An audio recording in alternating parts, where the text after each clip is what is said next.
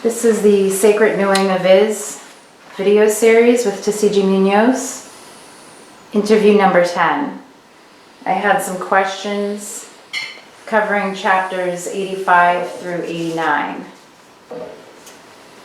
Chapter 85, which is titled Purification is the Process of Spiritual Life.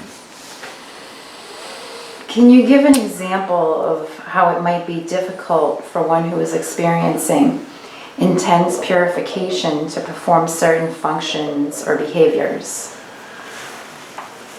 It depends on the purifications. For instance, fasting is a purification. It's an ancient purification. And it is understood that certain kinds of fasting, if you use the example of Jesus, for instance, which is a classic example, who spent 40 days fasting, and that would be without food and water to the best of our understanding. There wasn't going to be very much that he could physically do, because if he's a superman, superhuman, then he can do things that other people couldn't do. But ordinarily, we are causing the body to enter a state of non-material functioning, say, as a result of fasting. In this case, there's purification, but there is also the inevitability of causing the body to no longer be as physically resonant and powerful. So it loses power. So you lose physical power, but you gain spiritual power.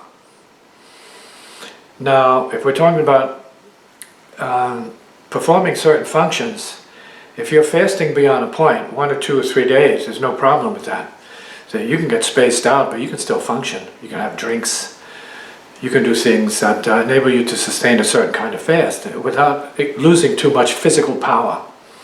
So along with physical power, you lose emotional power too. Sometimes the emotions are accentuated because you're losing physical power, and you're feeling, after a certain amount of fasting, you start feeling that your body is feeding off of itself.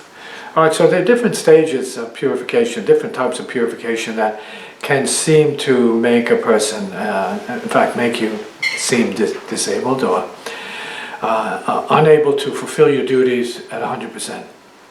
And so it depends on the type of fasting. Now, the highest and best form of fasting is not necessarily physical fasting, although it is recommended under certain conditions to fast, just as animals fast spontaneously when they're sick. Humans are not that advanced.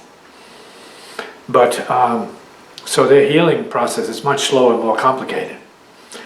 We should be, as humans, fasting more periodically. I think in certain traditions, once a week is good fasting.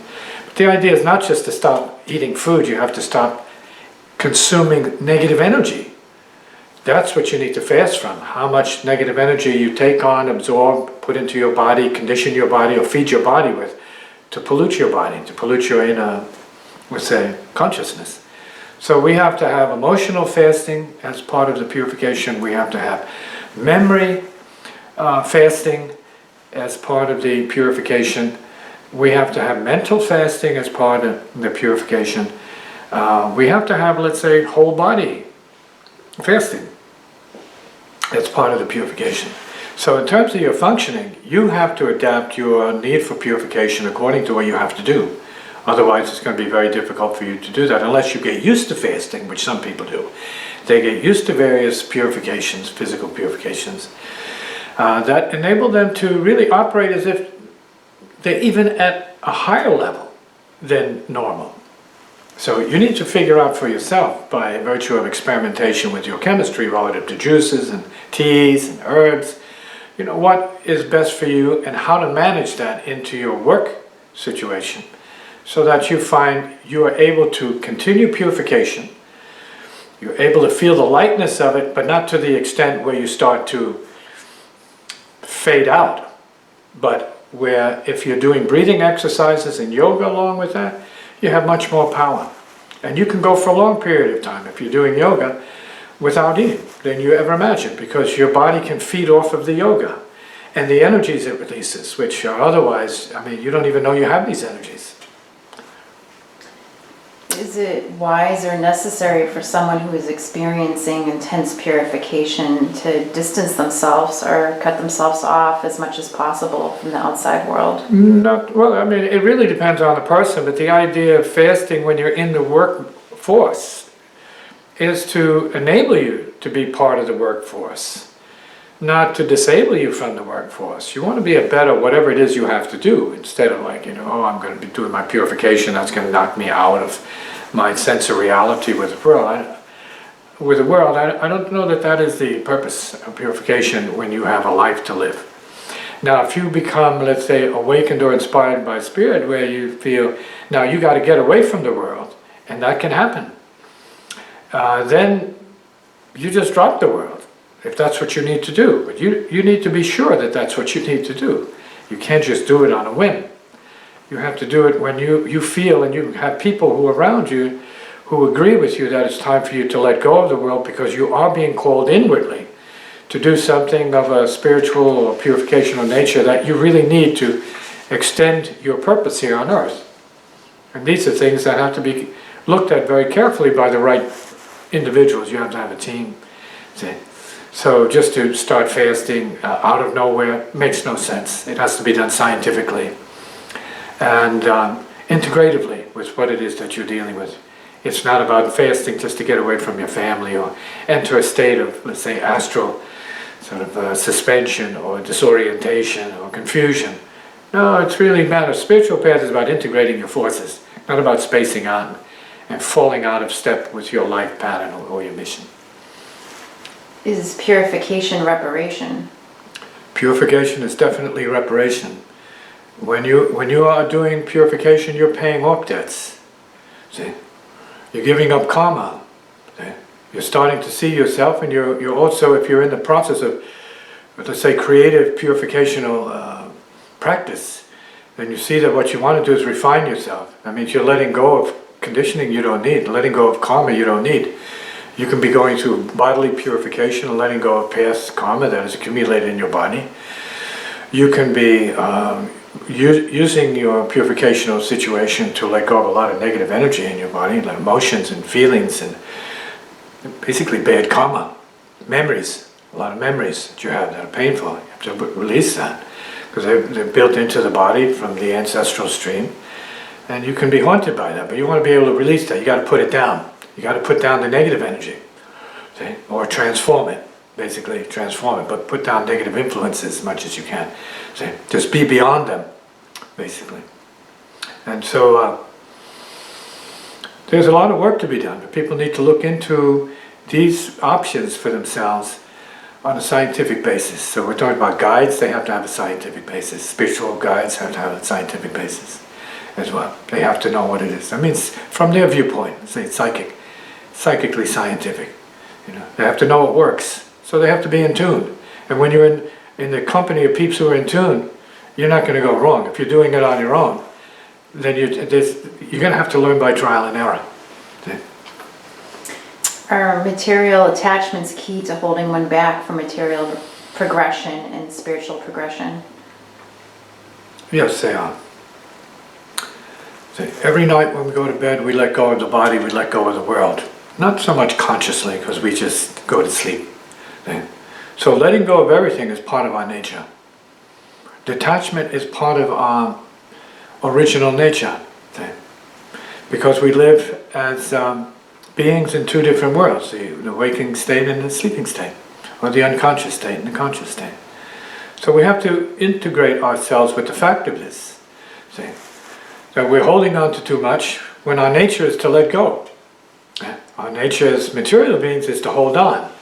We hold on to pain and suffering. We hold on to peeps. We hold on to things and beings. But that should be done up to a point. Because we're here to let it all go every night, and then ultimately when we pass over.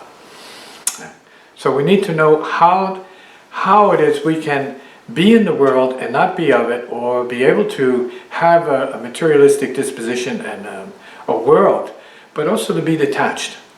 Okay? So we need to bring both in, otherwise we are holding ourselves back from progression, materially and progression spiritually. because both of them require a certain degree of detachment. In other words, materially you can't hold on to things you know you've already worn out to it, but some people just hoard things. They don't create space, they don't renew themselves, they don't renew what they have. Maybe they don't have money, so they need education. So education really helps, so you know what you need to transform, get rid of, or let's say step up. Is there spiritual progress without purification? There can be in some cases. Now that's a good question, because we have people who are already on the path and they seem to be more materialistic than the people who are spiritual practitioners. So then we're talking about past life possibilities there, or other dimensions of influence going on. So a person who could be materially situated and look like and be really normal, see, in terms of their appearance and in their relations with other peeps, but we don't know for sure on the other levels how far ahead they may be, unless there's some way of perceiving that. So who you see is not what it is. See, you don't know. See, and there are psychics and intuitives that have to pick up on it. Say, well, this person looks like an ordinary person, but when I look into them, they're not ordinary at all. So the ordinary may have extraordinary, let's say, awareness, extraordinary powers and capabilities. And then the extraordinary person may have very ordinary capabilities and powers. See? So we need to look beneath, see? We need to look right into what it is, because then you can tell by, let's say, the timing of a person, if they're spiritually in tune or not. So we're talking now about progression, but attunement. Some people are right on the mark, but they don't even know it. Some people are right on time, but they have no clue about it. They're right on the right way. See? Some people are in resonance, but they don't see it as such. See? So that's why it's important to have a certain neutral view of things and beings and say, well, we have to see beyond what we see. We have to hear beyond what we hear. We have to know beyond what we know. So sometimes you need to leave it up to the person to reveal their true nature to you, or who they really are, where they're really at. See? Because just looking at appearances, sometimes you can tell, but often you're not being true to what it is, because what it is invisible. Is it true that for certain spirits it comes down to what they need to purify to move on?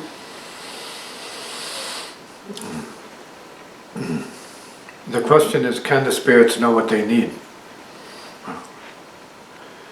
Right. They need to know what they need. Some need emotional purification. Most people, if we're talking about incarnate spirits, we're saying that there are those amongst us that are operating in a way that enables them to be distracted by or preoccupied with things in what appears to be the physical present.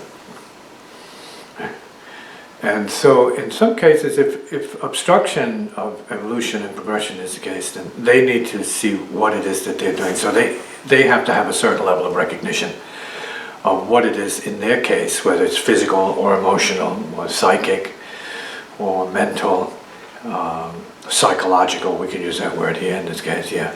That is needing some kind of purification, uplift, or some kind of transcendence, see, letting go, in order for them to progress. Now this is also why certain relations and configurations of relations come into perspective. Sometimes it takes a friend to help you, to nudge you in a certain direction. See? And sometimes it's your responsibility to nudge a friend in a certain direction, because you can see things, because there's a friend of yours, much clearer than sometimes they can. And so we need to help each other, say, you know, in a friendly manner. Say, you know, you're really stuck on that. You're really stuck in that. Do you know how stuck you are on this issue or this whatever? You might need to give them an opportunity to talk about it and release it somehow, and see if they have some objectivity, because we're talking about, well, there may be more subjectivity relative to certain issues that a person needs to be involved in, or with themselves or with their past. And that requires some kind of objective looking at, you know, seeing, viewing, and then seeing if they can see themselves beyond that. So this is important when you have people you can talk to, in order to bring them to focus on, for the moment, what they need to get rid of, what they need to see in order to move on. And you know, people normally who care for one another can satisfy that purpose. And that's what medical practitioners are supposed to help you do as well, whether it's in the psychiatric, psychologic field, or in the medical field. They're supposed to help you look at your problems, or whatever they perceive to be these obstructions in health or in mental attitude or emotional obstructions, and say, you are more than that, you can do better than that. You need to go somewhere and get some help for that. Okay? Are certain purifications more of one body than the other body? More emotional than mental, or more mental than emotional? Yes, there are a lot of people who we would have to classify as the emotional kind of spirit. They're always emotional. So that means that they are the first ones to cry or the first ones to laugh, and they have a distinct emotional quality. See? They respond to everybody's feelings. And they could be considered the sponges, see, amongst us. Emotional sponges, psychic sponges. Doesn't mean that they're psychic in a certain way. Because you can be very stiff and very hard emotionally and be psychically attuned, because then it might be dependent upon how well you can know things that other people can know, or how open you are to knowing things. See? And so there are the emotional types, so they need to work on that. So you see if they can develop a certain objectivity, or let's say a certain intelligence concerning, let's say, the neutral awareness.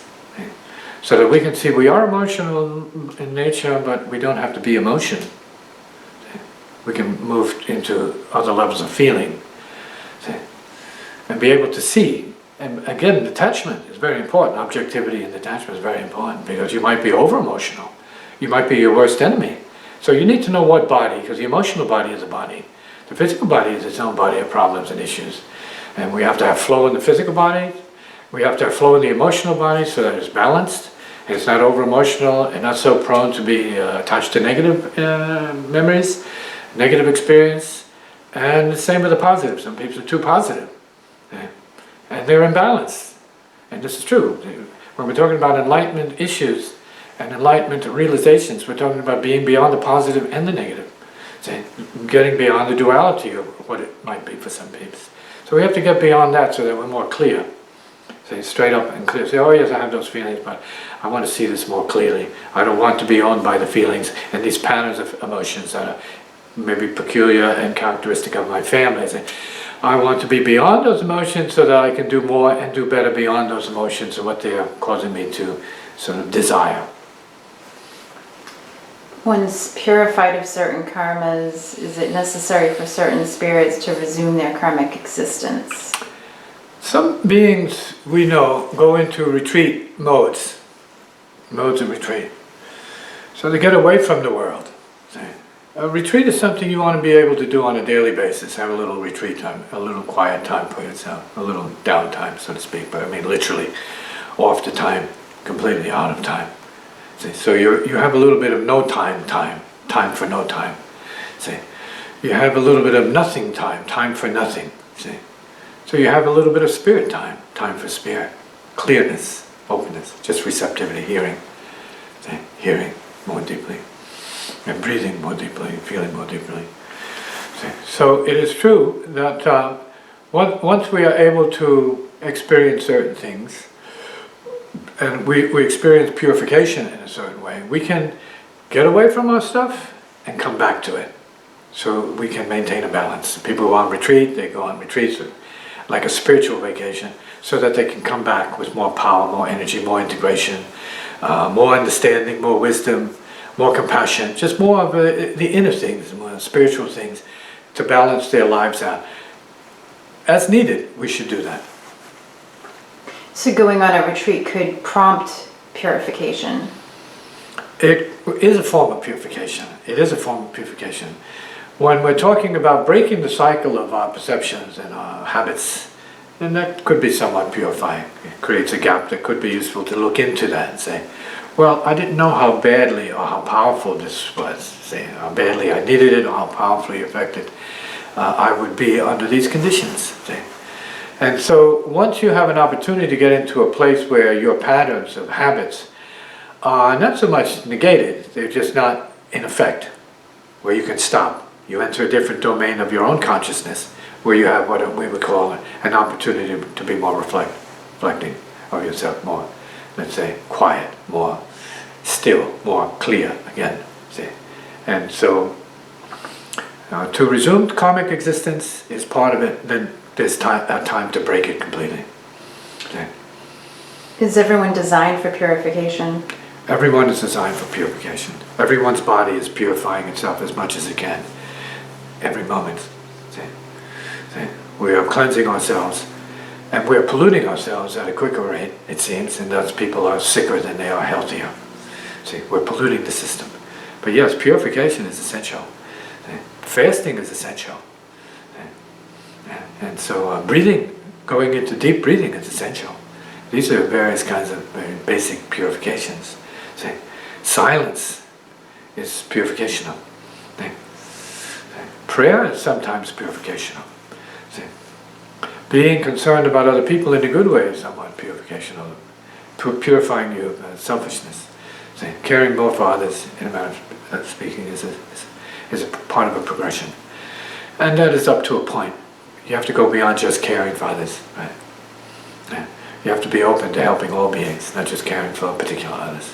So, in other words, we have to get into the all beings, I guess you might say, language of the ancients, that it's about all creation, it's about all worlds. Yes, that we are part of that, so we should be capable of wishing that healed. Right?